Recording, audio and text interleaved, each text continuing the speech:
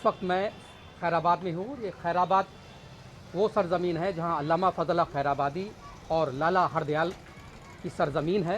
यह हिंदू मुस्लिम एकता की प्रतीक है और हम इस वक्त बड़े मखदूम साहब की दरगाह के ठीक सामने हैं और हमारे साथ में पूर्व चेयरमैन हनीफ अंसारी जी हैं। हनीफ अंसारी जी, आपका स्टार इंडिया लाइव में स्वागत है। और सबसे पहले हम मुद्दों की बात करेंगे तो हम ये जानना चाहेंगे कि आप पहले चेयरमैन रहे हैं।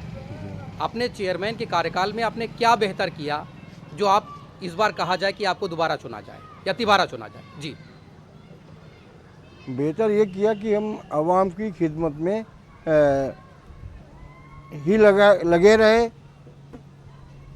2002 में जब हम चेयरमैन चुने गए थे तो हमने 3500 दाखिल खारिज नहीं किया और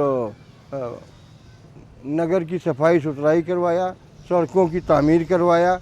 इसके अलावा दोबारा फिर जब हम चुने गए तो वो हमने इसी अंदाज की इस नगर की बहुत से सेवाएं किया। इसी आधार पर हम इलेक्शन में खड़े हुए हैं ताकि हमको यहाँ की जनता। इससे पहले आप चुनाव भी पिछली बार लड़े और हार गए, तो ये वजह हार की क्या रही, क्या कमी रही आपकी? हार की जो मेन वजह रही है वो ये रही है कि जो हमारे मुकाबले पे जो प्रत्याशी खड़ा था वो 8 चुनाव हार चुका था और क्योंकि वो हमारे नगर का ही था, लोगों में जब जाता था तो फिर रो रो करके और मांगता था कि एक बार हमको कामयाब कर दो, हम आप लोगों की आपको अच्छी सेवाएं देंगे। इस नाते कि सिंपैथी में लोगों ने वोट दे दिया था। सिंपैथी की बात आ रही है तो आप उस वक्त अगर हमदर्दी थी, इस बार भी चुनाव में लड़ रहे हैं, चुनाव में मैदान में उनकी बेटी है, तो क्या इस बार हमदर्दी नहीं होगी? इस बार हमदर्दी इसलिए नहीं होगी कि जब तक कि किसी इंसान को के जान नहीं लिया जाता है तब तक कोई फैसला नहीं लेता है। अब 5 साल में इनको यहाँ की जनता जान गई है।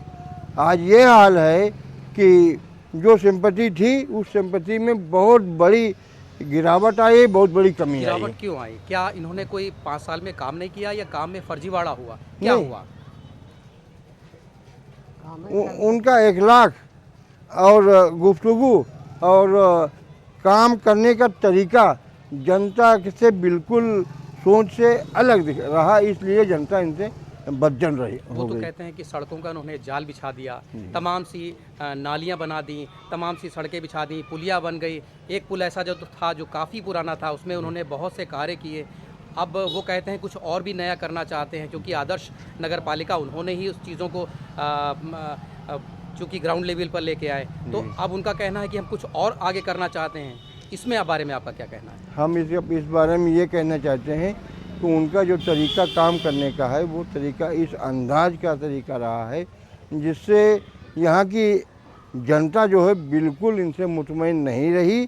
5 साल इसी बात को लेकर के आज भी उसके दिमाग में यह है कि ये आदमी बिल्कुल अनफिट है। हनीफ साहब, ये ठेकेदारी प्रथा जो नगर पालिका में चली आ रही है, पहले भी चलती थी आपके पीरियड में, इस बार भी चलती है, ये क्या है? कौन से लोग हैं जो एक ही सिंडिकेट चलता है, ठेकेदारी करते हैं और कहीं ना कहीं उसका नुकसान यहाँ जो यूँ कहिए कि आपकी नाली सड़कें खड़ंजे बनते हैं उसको, उसमें सब चीज़ें आती हैं। उसमें ज़बरदस्त जो है ये कुछ लिमिटेड लोग ही ऐसे हैं कि जो एक तरीके से कैप्चर कर रखा है नगर पालिका को और वो सड़कों की तामीर में न तो अच्छी क्वालिटी दे पाते हैं और इससे भी जनता बहुत ज़्यादा बदजन है।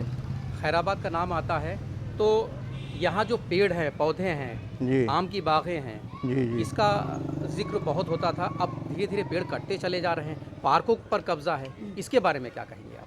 पार्कों पे कब्जा का अब तो ये हाल है, यहाँ की जनता देख रही है, देख चुकी है कि कोई भी पार्क या कोई भी नजूल जगह ऐसी नहीं बची है जिस पर इंक्रोचमेंट न किया गया हो। और ख़ास तरीके से इन जो हमारे प्रत्याशी पूर्व चेयरमैन हैं, इनके भाई भतीजे भांजों, इन लोगों ने ही कब्जा किया है। एक नहीं, 20 जगह ऐसी हैं जहाँ पर मैं भी बता सकता हूँ, यहाँ की जनता जानती है। वो तो कहते हैं तमाम से कब्जे आपने किए, आपके परिवार के लोगों ने किए। हम अगर 1 इंच जगह हमने कभी लिया हो या मेरे परिवार ने लिया हो या मैं नजूल पे इसका सर्वे को करवा ले, कतई नहीं, कतई मुमकिन ही नहीं। यहाँ तक कि जो फैक्ट्री वगैरह तक की बनाए रखा है इन्होंने, इनके भतीजे ने, वो भी सब नजूल पे बनी हुई है। यहाँ तक कि इसके शासन से कंप्लेन जो हुई थी वो कंप्लेन में ताला तक की लगा दिया गया है इनके भतीजे की फैक्ट्री में। ये बिल्कुल बेबुनियाद बात कहा है। नजूल की बात आती है तो खैराबाद कस्बा नजूल से ही बना है, तमाम सी समस्या है। इस समस्याओं से कैसे निपटेंगे? इस समस्या से निपटना के लिए शासन स्तर से कार्रवाई से ही मुमकिन हो सकता है। यहाँ की जनता के ऊपर एक बहुत बड़ी ये मुसीबत है। अल्लामा फजल हक साहब ने जो बयान दिया था, एक फतवा दिया था, उसके नतीजे में अंग्रेज़ों ने इस पूरे कस्बे को नजूल घोषित कर दिया था। नजूल का मतलब ये है कि किसी का घर है, अगर वो अपने घर के बाहर निकले तो पैर रखे तो नजूल पर रखे, कि मतलब कंट्रोल करने का मकसद था कि हम यहाँ की जनता को परेशान करने की वो किया है। लेकिन आज आज़ादी के लगभग 70-72 साल हो चुके हैं, लेकिन इसका निदान नहीं हो सका है। हमारी ये कोशिश रहेगी शासन स्तर से इस मसले को किसी भी तरीके से निपटाया जाए, यह ताकि नजूल की समस्या ख़त्म हो सके। इस बार चुनाव मैदान में आपकी पत्नी है, जी। बताया जाता है कि पत्नी तो नाम की होती हैं, पति ही चुनाव के बाद सारी चीज़ें चलाते हैं। क्या कहना होगा कि महिलाओं को आप आगे करेंगे या खुद आगे बढ़ेंगे? महिलाओं को आगे करेंगे और मैं एक प्रतिनिधि की हैसियत से मैं उनका साथ दूंगा। नया क्या करेंगे चुनाव अगर आप जीत के आते हैं? नया करने का हमारे मेन टारगेट है वो ये, यहाँ पे कई एक मैरिज हॉल बनाने का हमारा इरादा है। इसके अलावा कुछ जगह ऐसी हैं जहाँ पे मिनी ट्यूबवेल की ज़रूरत है, वो लगाएंगे, और कुछ सड़कें जो रह गई हैं उसको करवाएंगे, और इसके अलावा मुख्य सड़कों पर गेट बनाने का हमारा इरादा है। अच्छे से गेट बनाने का इरादा है ताकि कस्बे का लुक अच्छा हो सके। हानिक साहब, आखिरी सवाल एक है कि जिस तरह से यहाँ पर प्लॉटिंग हो रही है, तमाम से भूमाफिया सक्रिय हो गए हैं, बाहर से आ गए हैं, जी। इन लोगों से कैसे आप रोक करेंगे, इस पर कैसे अंकुश करेंगे और क्या कुछ करेंगे ना? हम कतई इस फेवर में नहीं हैं कि यहाँ पे नजूल ज़मीन के ऊपर प्लाटिंग की जाए, कारोबार किया जाए। इसके ऊपर रोक करने के लिए शासन स्तर से इसकी लिखा पढ़ी की जाएगी और इस पर रोक लगाई जाएगी, और इस पर हम बहुत ही गंभीरता से इस मामले को लेंगे कि यहाँ पे नजूल पे को लेकर के कारोबार न कर सके। तो सुना आपने पूर्व चेयरमैन हनीफ अंसारी जी ने क्या कहा। फिलहाल इनके दावे हैं अपने, और इनका ये भी कहना है कि कुछ बदलाव लाएंगे। जो भूमाफिया सक्रिय हैं इस वक्त खैराबाद कस्बे और आसपास, उससे भी निजात लाएंगे, शासन को अपनी मंशा बताएंगे और उसको आगे करेंगे।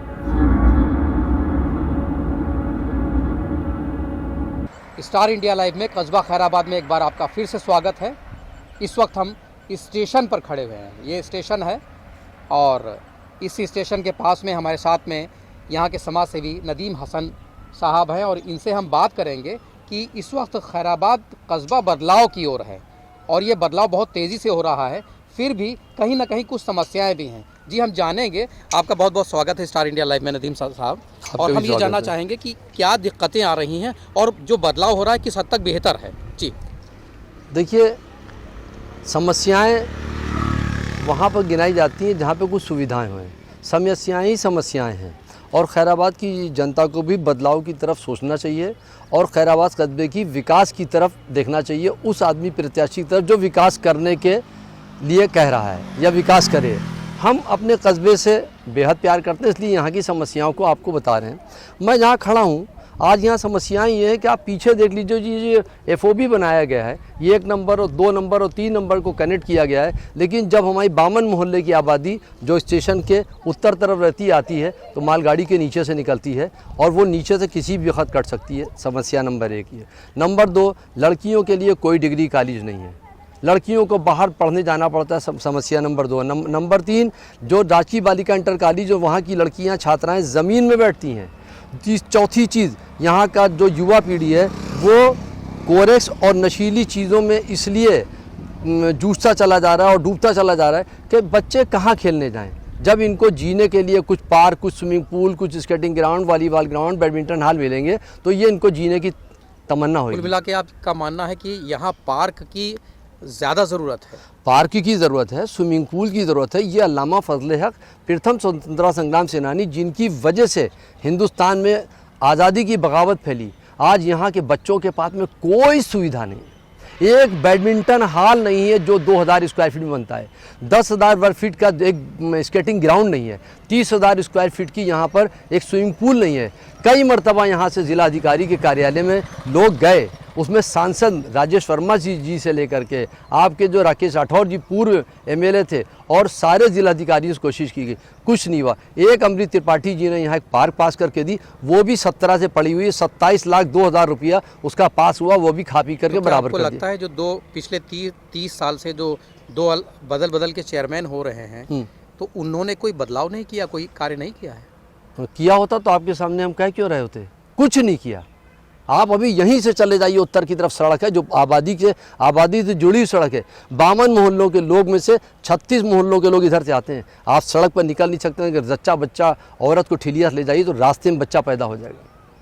कुछ यहाँ है नहीं। खैराबाद में 501 एकड़ ज़मीन है, तालाब सिकोड़े जा रहे हैं, सड़कें सिकोड़ी जा रही हैं, नालों का दम सिकोड़ा जा रहा है, नालों का गला घोटा जा रहा है। जो नाले पहले 12 फीट, 15 फीट, 18 फीट की रेंज में बैठते थे चौड़ाई, वो उनको सिकोड़ दिया गया। अच्छा नदीम साहब, ये फलपट्टी कही जाती है ज़िले की सबसे बड़ी, अब इसका क्या हाल है? क्या वजह है कि कटता जा रहा है यहाँ के आम के बाग है? दिशान भाई, आप सबसे पहले तो मैं आपके चैनल का शुक्रिया अदा कर दें कि आप दामाद होने के बाद में खैराबाद के लिए जितना सोचते हैं, जो यहाँ का नागरिक वो यहाँ के लिए इतना नहीं सोचता है। मैं आपसे पूछ रहा हूँ, आप इतना क्यों सोचते हैं खैराबाद? मैं आपके चैनल का शुक्रिया अदा करता हूँ। और फल पट्टी थी, अब नहीं है। वन विभाग के अधिकारियों की वजह से ये फल पट्टी गायब हुई। जब भी कभी पेड़ कटे, मेरे संज्ञान में नहीं है, तो फिर आप काहे के लिए बैठे हुए हो? अब कैसे काटे जा रहे हैं पेड़, कैसे सुखाए जा रहे हैं? पूरा बक्कल नोच दिया जाता है, पेड़ सूख ही जाएगा। फल पट्टी ऐसे गायब हुई है। जब किसी अधिकारी के संज्ञान में नहीं है तो क्या ज़रूरत है आपको फॉरेस्ट डीएफओ बनाने की? मैं तो सीधी बात कह रहा हूँ। योगी जी 36 करोड़ पेड़ लगवाने जा रहे हैं। हमारा कहना ये कि